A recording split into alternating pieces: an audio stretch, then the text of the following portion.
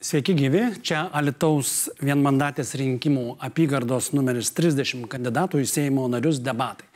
Ši speciali agitacijos laida yra apmokėta Vyriausiosios rinkimų komisijos. Visi kandidatai laidoje turi lygias galimybės išsakyti savo nuomonę ir idėjas.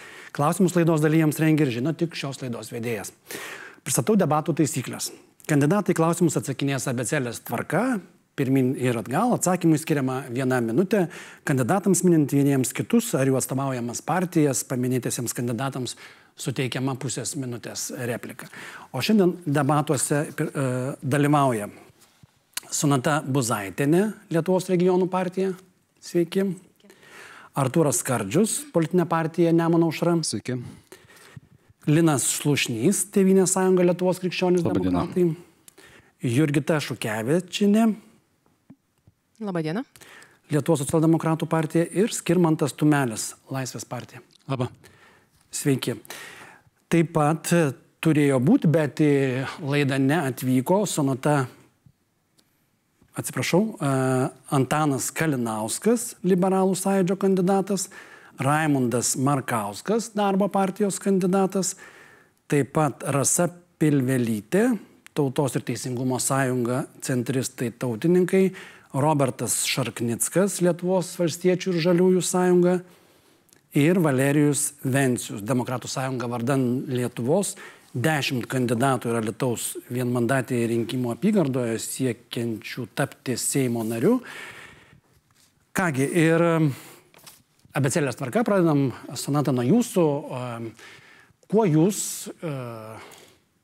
pranašesnė už savo varžovus, štai 10 kandidatų, kaip ir minėjau, kodėl rinkėjai, Alytaus vienmandatės rinkimų apygardos rinkėjai turėtų balsuoti būtent už jūs, o ne už kitus kandidatus? Minutė jūsų. Tai dėkoju už klausimą. Iš tikrųjų, vienas iš esminių momentų, nežinau, kandidatų visų turbūt, ypatingų savybių, bet ir gyvenimo šaknų, iš kur kilę ir panašiai. Aš esu alytiškė, Alytui gimus, augus. Čia yra mano tėvai, mano seneliai, mano vaikai čia auga. Čia mes gyvenam tą gyvenimą, kurį gyvena bet kuris mūsų Lietuvos pilietis.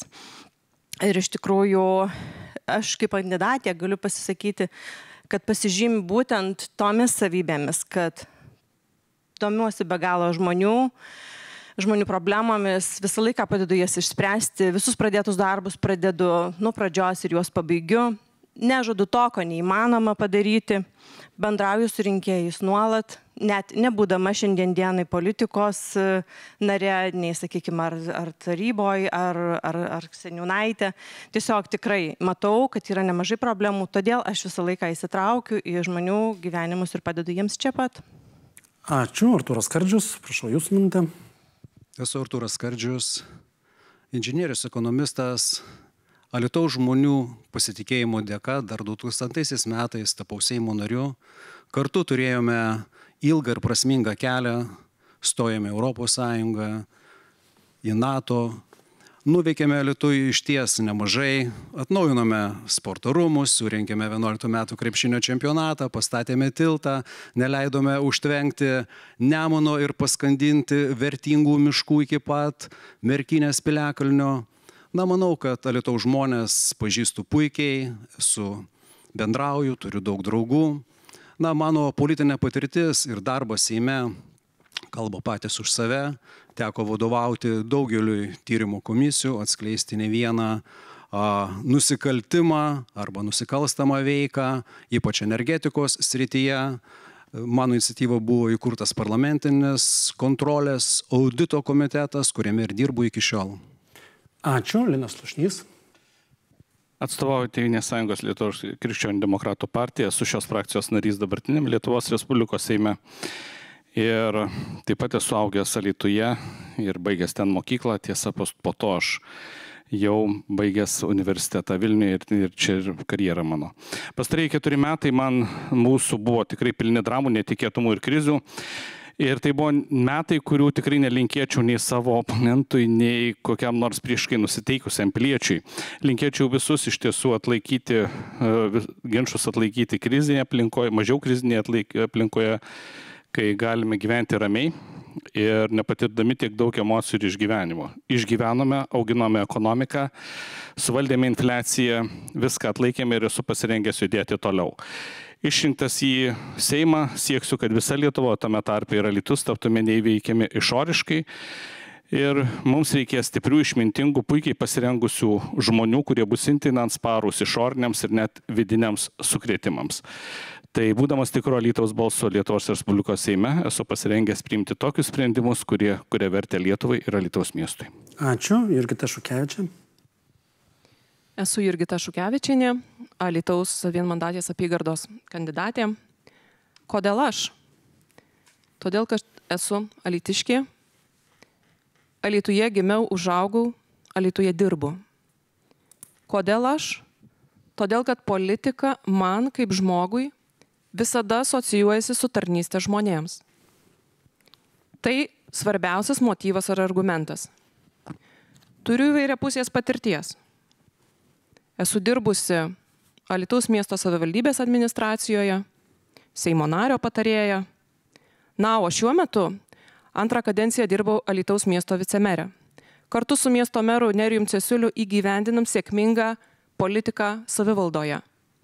Todėl manau, kad turiu sukaupusi žinių bagažą, girdžiu žmonės, žinau, kuo gyvena alytiškiai, todėl šią žinutę aiškę ištransliuočiau ir Lietuvos Respublikos Seime. Ačiū. Ir Skirmantas Tumelis. Taip, laba diena, esu Skirmantas Tumelis, gimiau ir augau Alytuje. Tiesa, kaip kolega, paskui ištekėjau į Kauną, paskui į Vilnių ir dabar ten gyvenu. Esu IT-šnikas, telekomunikacijų ir elektronikos inžinierius, esu duomenų entuziastas. Eidamas į Seimą tikiuosi prastumti arba kitaip tariant propaguoti ir visaip gerinti duomenų politiką Lietuvoje. Mes gaminame savo visose įstaigose ir versle labai daug duomenų ir jie yra labai vertingi. Juos reikia atverti ir tinkamai panaudoti. Juos galime naudoti matuojant efektyvę veiklą tiek mūsų visų institucijų, tiek verslo ir tai yra didžiulė vertė. Tai mano tikslas yra šitas. Esu Alytaus vienmandatės kandidatas Skirmantas Tumelis. Ačiū. Ir dabar kreipiuosi vėlgi jūs, panas Skirmantai, noriu paklausti, kokia jūsų politinė patirtis ir čia klausimas visiems bus vienodas, daugiau ar mažiau vis tiek seku įvykius ir žinau, kas iš jūsų yra dalyvavę Seimo rinkimuose arba kitokiuose rinkimuose, bet ne visi žiūrovai gal tą žino ir prisimena. Tai 2020 metais ar dalyvavot Seimo rinkimuose, su kokia politinė partija ėjot tuo met, galbūt dalyvavot anksčiau vykusiuose rinkimuose į Europos parlamentą arba savivaldybę. Prašau, jums minutė. Taip, aš kandidatavau į Seimą ir 20 metais su Laisvės partija, šviežiai įkurta Laisvės partija. Prieš tai kandidatavau ir visuose kituose rinkimuose su Liberalų sąjūdžio partija. Mes šitie Vilniečiai, kurie nusprendėme, kad mums Liberalų sąjūdė per ankšta. Ir aš dabar esu išrinktas Vilniaus tarybos narys, jau 3 kadencija, nuo 15 metų kartu su Remigijum Šimašium. Ar 20 metais dalyvavot rinkimuose sąraše tik tai? Ir sąraše ir vienmandatėje. Alytuje? Alytuje irgi taip pat. Tai antrą kartą surinkau, man atrodo, 5% balsų. Kaip šviežios partijos kandidatas. Neturėjau labai daug nei laiko, nei lėšų. Mes tada iš vis neturėjom jokių, viską darėme iš savo kišenės, tai daug ir nepasiekiau. Tikiuosi, šį kartą pavyks geriau. Ačiū, ponia Jurgita. Tai kaip ir minėjau, aš politikoje Lietuvos socialdemokratų partijoje esu gerokai daugiau nei 10 metų ir 2020 metais taip pat kandidatavau į Seimą, tai buvo Dainavos apygarda, tai buvo 1/3 Alytaus ir toliau ta apygarda nusidriekusi iki pat Valkininkų ir toliau. Tai kandidatavimo į Seimą patirtis, tačiau savivaldoje esu antrą kadenciją, kaip jau minėjau, antrą kadenciją esu mero pavaduotoja. Taigi kartu su meru mes dirbame mieste, mes žinome, kaip priimti geriausius sprendimus mieste ir kasdien dirbu su žmonėmis, nes kuruoju jautrias socialinės sritis. ir matau jų lūkesčius, jų skaudulius, tai ko jie tikisi, kuo jie nusivylę, ko jiems trūksta. Ir iš tiesų ta patirtis yra labai vertinga, kurią galima kalbėti nacionaliniu lygmeniu. Ačiū, ponia Linai. Politikoje vis esu šalia. 20 metais dalyvauju sąraše ir dalyvaudamas buvau išrinktas, neturėjau vienmandatės, iš ties, tačiau vis buvau šalia. Jeigu žiūrėtume prieš 20 metų maždaug, aš buvau Tėvynės sąjungos Lietuvos krikščionių demokratų partijos narys, bet vėliau truputėlį atsitraukiau, nes galvojau, kad reikia tiesiog dirbti kitus darbus ir toliau vaiko teisų pagrindų įstatymas darbo grupės narys buvau, visuomenės informavimo įstatymas vėl buvau toje grupėje, kur tą dalį susijusią su nepilnamečio informavimu ir apsauga buvo susijęs. Tai tekdavo visą laiką šalia būti politikoje, Seimą pažinojau ir šiandien jau pažįstu tikrai neblogai. Ačiū. Pone Artūrai, jūs? Seime darbuojuosi 5 kadencijas. Teko dirbti biudžeto komitete, ekonomikos komitete, kaip minėjau, įkurti biudžeto parlamentinės kontrolės komitetą, kurį pavadinome audito komitetu.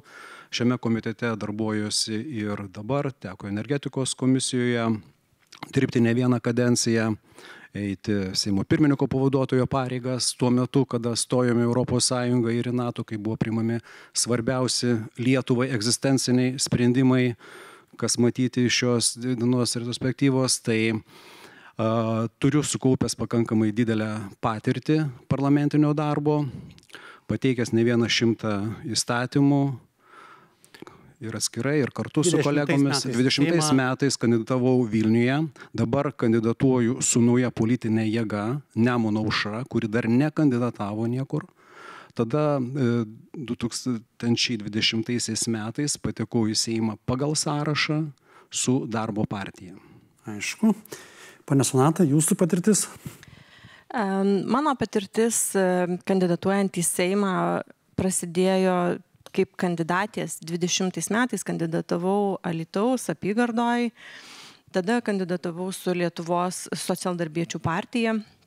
Tai buvo toks, kaip sakyti, tuo metu darinys, kai dalis socialdemokratų lyderių atsiskyrė nuo socialdemokratų partijos ir nusprendė vadovai vis tik sudaryti kitą partiją, matydami, kad galėtų geriau įvykdyti tam tikras užduotis. Ir tai tuomet kandidavau su ta būtent partija. Vėliau ši partija pakeitė pavadinimą, kuo labai džiaugiuosi, ir ji dabar yra Lietuvos regionų partija. Ir, kaip sakau, į šią partiją susijungia būtent stiprus lyderiai, kuriais visada tikėjau ir šiandien dienai tikiu, tai ir einu su Lietuvos regionų partijos lyderiais šiuo metu. Na, o mano šiaip pati politinė patirtis, tai nuo 2012 metų prasidėjusi ir kaip kolega čia kažkuris minėjo, tai iš tiesų visuomet buvau šalia, niekada nenorėjau nerti tiesiog stačia galva, tai buvau šalia, stebėjau, dirbau Kęstučio Daukšio Seimo nario padėjėja, teko spręsti labai daug aktualių klausimų gyventojams, priiminėti juos į asmeninius priėmimus.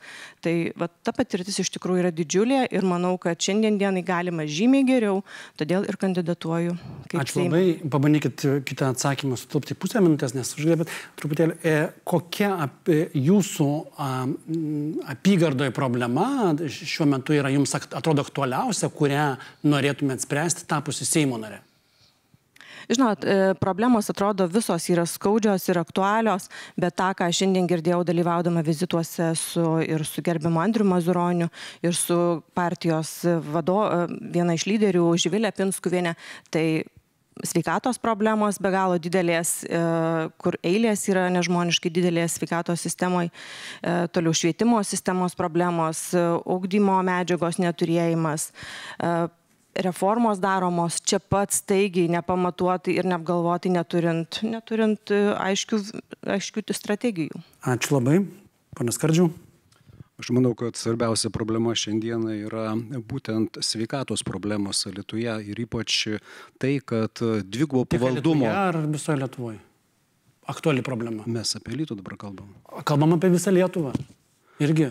Tai be abejo, tai yra didžiausia problema tai, kad trūksta ryžto ir atsakingumo. Prašau, kad išskirtinai kažkaip yra, aš gal kažko nežinau apie tai. Taip, Alytuje išskirtinai yra problema sveikatos, problema sistemos yra ta, kad turime dvigubo pavaldumo ligoninę. Alytaus regionas turi, kuri priklauso ir savivaldybei, ir SAMui, sveikatos apsaugos ministerijai. Tas dvigubas pavaldumas šiandieną 2 metai neleidžia turėti vadovo ir pavaduotojas yra laikinas ir vadovas. Kažkokios tai akcijos, kada vienam kažkuriam tai gydytojui viešai reklamuojama paskiriama 30 000, ateitinė kompensacija jam, kad ateitų visiems, juk biudžeto neužteks, to 115 milijonų Alytaus biudžeto. Sveikata, gerai. Pone Linai. Tai tikriausiai nebūsiu labai originalus, sveikatos sistema taip, bet daugiau mano orientacija vis tik tai į tai, kad turbūt padėti šiuo atveju, nes iš tiesų tas valstybės ir savivaldybės pavaldumas yra gerai ligoniniai ir padėti sujungti, pagaliau surasti tai yra nuolatinį vadovą ir sustiprinti kaip vieną iš strateginių 14 ligoninių kitokio lygmens, kad galėtų tokia ligoninė veikti tiek krizių, tiek įvairiausių net ir karo atveju. Tai yra Alytus viena iš svarbiausių ligoninių Lietuvoje. Ir aišku, vienas iš tokių labai sisteminių sveikatos dalykų, tai yra reikės rasti būdus, kaip pritraukti specialistus, kadangi tikrai niekaip nesugebėsiu priversti gydytojus dirbti už mažiau daugiau ir mes šiandien turime problemą specialistų, kuriuos reikės kažkokiu būdu pritraukti, kardiologai, kai kur ir endokrinologai ir kiti, tai yra specializuotos specialybės, kurių mums trūksta. Dėkui, pane Jurgita. Alytaus mieste kuruoju šias sritis, kur kolegos paminėjo. Tai ir sveikata, ir švietimas. Ir žinot, vakar kalbuosi su viena abituriente, 4-tokė gimnazistė, arba 12-tokė, kaip pavadinkim. Ir jis sako, biologiją mokausi iš telefono. Tai vadinasi, kad atnaujintas ugdymo turinys pilnai neveikia, vadovėlių pilnai nėra. Tai čia tik tai viena iš sudedamųjų dalių. Įžanga į sveikatos problemas tolimesnės, ar ne, kad... Tai įžanga pirmiausia, tai į švietimo eksperimentus, kurių aukomis tapo ir mokiniai, netgi vaikai, netgi iki mokyklinukai, tėvai, mokytojai ir bendruomenės. Tai švietimo problemos yra labai aktualios ir taisytinos.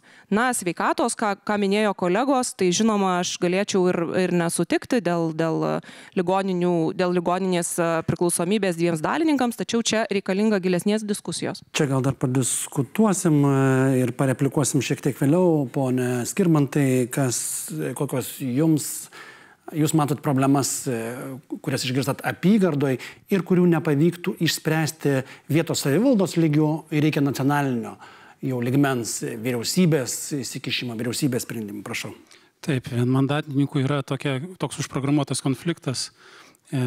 Turi žmonėm pasakyti, ką jis padarys jiems, nors daugelis tų pažadų būna municipalinės politikos reikalas.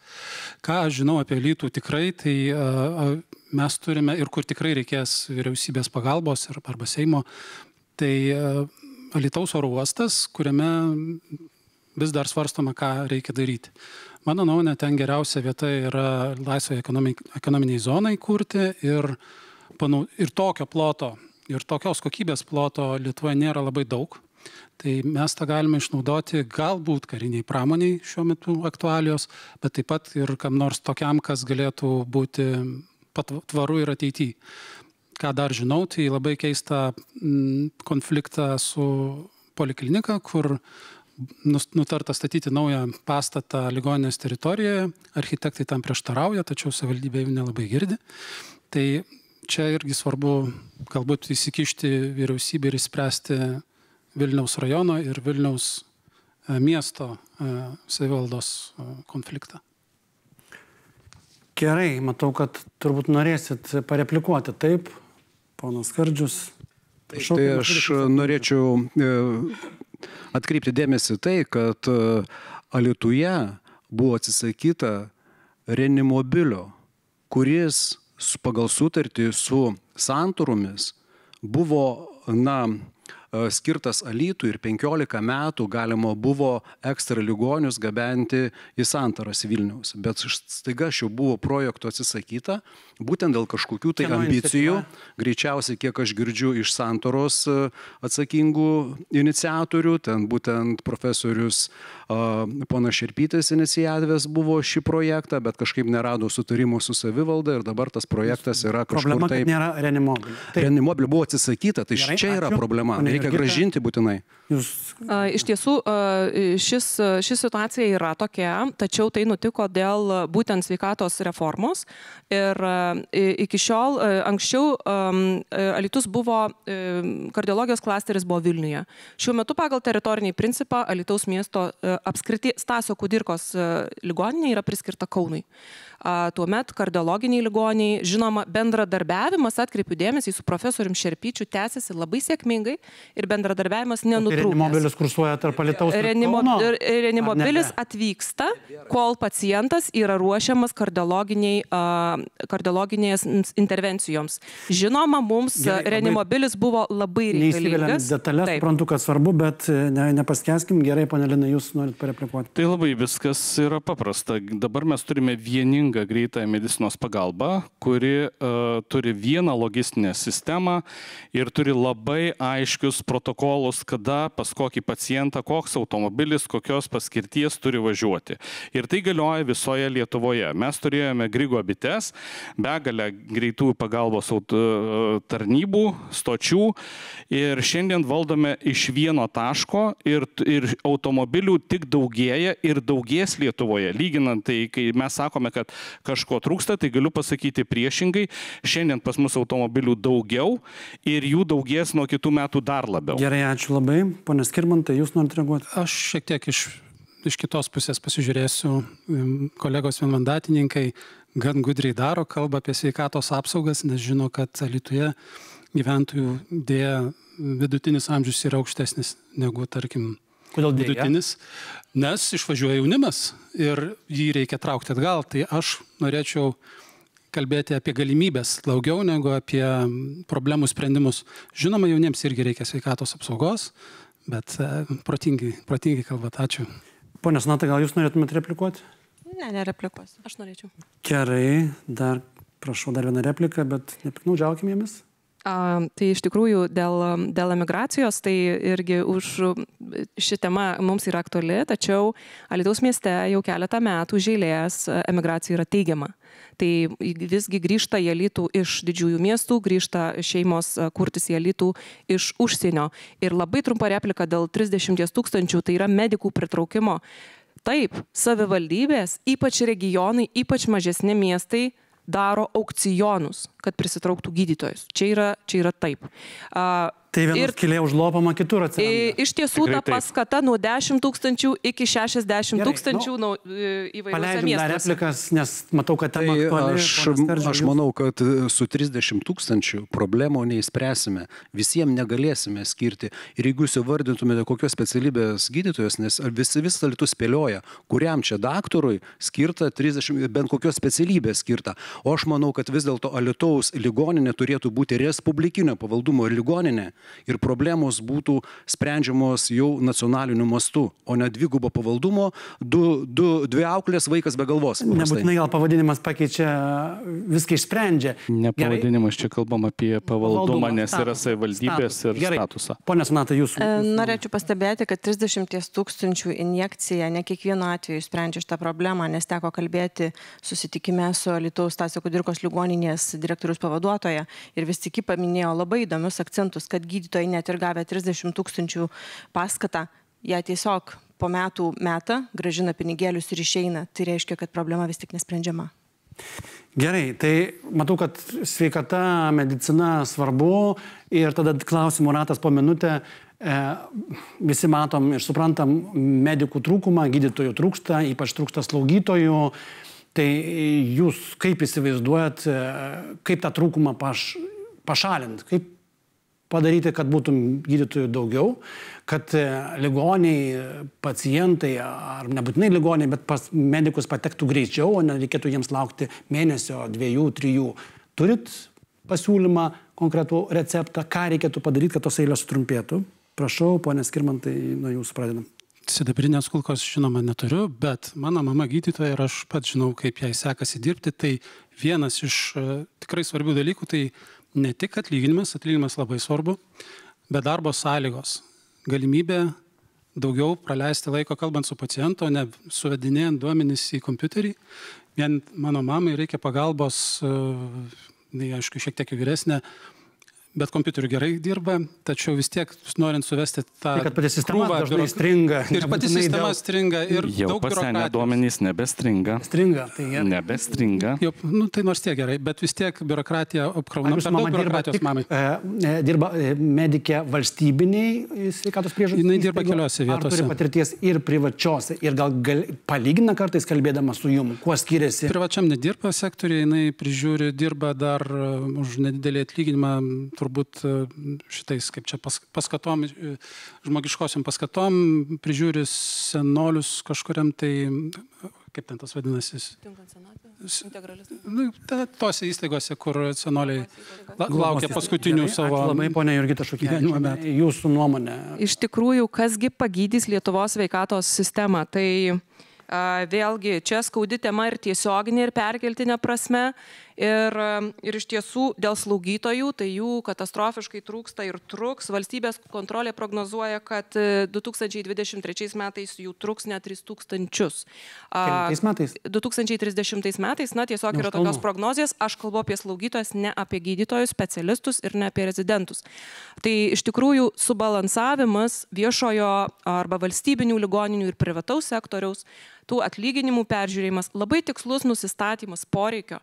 Ir reguliavimas. Ką reiškia subalansavimas? Atlyginimas, sakykime, kad medikai visgi... Bet medikai akcentuoja, kad nebe atlyginimas vien jau svarbu. Šiuo atveju taip, ir kiti dalykai. Žinoma, ir kiti dalykai. Tai ir persikraustimo išlaidos, tai ir būsto galimybės, tai ir įvairūs paskatinimai, tai ir pacientų srautai ir kvalifikacija. Tai iš tikrųjų ir vėlgi problemos, tai ir kvotos, nes kodėl žmonės sako, ateinu į ligoninę arba polikliniką, koridoriai tušti, o manęs nepriima. Tai vėlgi teritorinės ligoninių kasos įkainiai, kvotos... Per maži ar per dideli? Per maži. Juos reikėtų peržiūrėti. Gerai, ponia Linai. Politika. Panašu, kad vienintelis ir esu tas, kuris pažįstų gerai sveikatos sistemą. Tai pirmiausia pasakysiu taip. Mano įsivaizdavimu į rezidentūrą mes turėsime ateityje priimti daugiau žmonių, kurie apmokami valstybės. Tačiau šitoje vietoje mes turime vieną labai didelę problemą, kurią irgi reikės kartu su rezidentais atsisėdus labai rimtai spręsti. O ta problema, tai šiandien rezidentas visi įsivaizduoja, kad čia konkuruojama tarp kokio Kauno, Vilniaus, Rokiškio, Mažeikio, Alytaus ir panašiai. Šiandien baigdamas rezidentas didelė dalis iš jų kalba mažiausiai 3 užsienio kalbomis, dažnai ir 4. Ir tada jie konkuruoja, mes konkuruojame rinkoje, jau nebe Lietuvoje, kur tų specialistų praktiškai trūksta visoje Europoje. Vadinasi, teks ieškoti susitarimų, kaip jeigu valstybė moka, šitas žmogus dirba Lietuvoje. Tam tikrą laiką. Aš manyčiau, kad mums reikės ieškoti tokių sprendinių, jeigu norėsime jų priimti daugiau. Šiandien mes į rezidentūrą nepriimame į valstybės apmokamas vietas visų rezidentų ir dėl pinigų stiekius ir net priėmę mes neišsprendžiame problemos, nes jie išvažiuoja. Pone Skardžiau, ar tai padėtų išspręsti problemą? Aš manau, kad reikia pirmiausiai sustoti su eksperimentais, nustoti eksperimentuoti. Koks eksperimentas? Eksperimentas pirmiausias yra e-sveikata. Kiek aš susiduriu kaip parlamentaras jau daugiau negu 25 metus, kuriame e-sveikata. Jeigu sistema būtų sukurta, jis seniai atlaisvintų dalį informacijos apsikeitimo apie pacientą, informacija būtų apie pacientą prieinama, nebūtų piknaudžiaujama galbūt receptiniais vaistais ir visa kita. Tai pirmiausia, suvadybinti reikia šitą visą sistemą. Gydytojai apkrauti biurokratizmu, atlaisvinkite gydytojus nuo biurokratizmo ir tegul nuo biurokratinio to krūvio, kurį ministerija ir jos klerkai skiria, ir gydytojas jau dalį laiko galės skirti pacientui. bet taip nėra. O išlaidos, kurios yra skiriamos visai sistemai išlaikyti, nusiurbia nuo gydytojų atlyginimo liūto dalį, tai ir šiluma, komunaliniai, remontai ir visas išlaikymos infrastruktūros didžiulės. Štai kur problema. Ačiū, ponia Sonata. Tai atsakant tiesiai jūsų klausimą, kaip mažinti eilės medicinos įstaigose, tai vis tik manau, kad pirmiausia, tai tas žmogiškasis faktorius tikrai turėtų būti mažinama administracinė